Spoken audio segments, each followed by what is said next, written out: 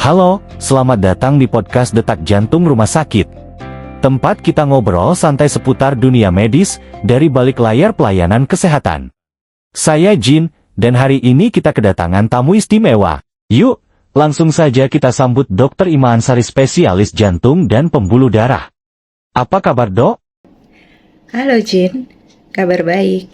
Terima kasih sudah mengundang saya. Senang sekali bisa diundang di acara ini. Hari ini topiknya berbeda, Dok. Bukan tentang penyakit, tapi soal leadership di rumah sakit. Saya penasaran, Dok. Emang penting ya leadership di rumah sakit? Jadi begini, rumah sakit itu ibarat sebuah orkestra. Ada dokter, perawat, tenaga administrasi, bagian gizi, kemudian satpam, sampai dengan cleaning service. Dan semuanya bekerja dalam suatu tim atau sebagai sebuah tim.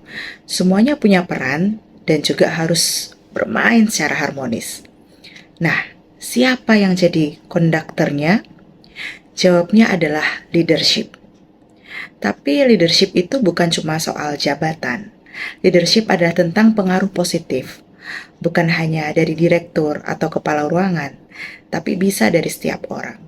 Contohnya, perawat bisa mengajarkan juniornya mengenai sesuatu dengan kesabaran. Atau seorang dokter muda yang selalu sigap untuk membantu pasien meski dia sedang sangat capek. Jadi, apakah leadership itu di rumah sakit penting? Jawabnya pasti iyalah.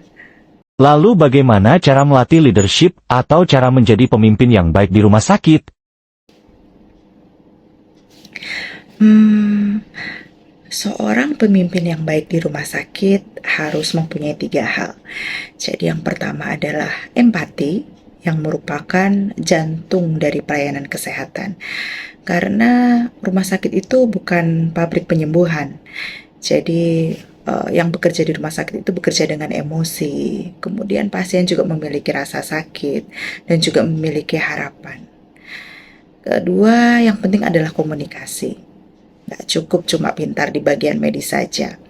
Kalau misalnya komunikasi internal dari tim itu berantakan, misal ada instruksi yang ambigu, maka bisa menyebabkan miskomunikasi.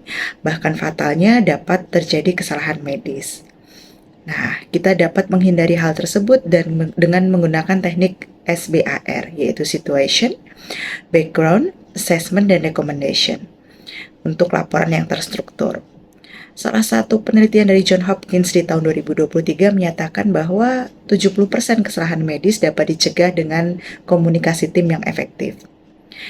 Yang ketiga adalah keteladanan. Jadi, leadership is tough, not tough. Di dunia kesehatan, nilai-nilai tidak dapat diajarkan melalui memo, tapi kita bisa memperlihatkan melalui suatu tindakan. Karena kepemimpinan yang sejati di rumah sakit itu ibarat oksigen. Tidak terlihat, tetapi sangat dirasakan kehadirannya. Keren, terima kasih banyak Dr. Ima sudah berbagi di podcast ini. Sekian episode Detak Jantung Rumah Sakit kali ini. Jangan lupa, yang penting bukan hanya detak jantung yang sehat, tetapi juga sistem kesehatan yang mampu berdetak bersama. Sampai jumpa.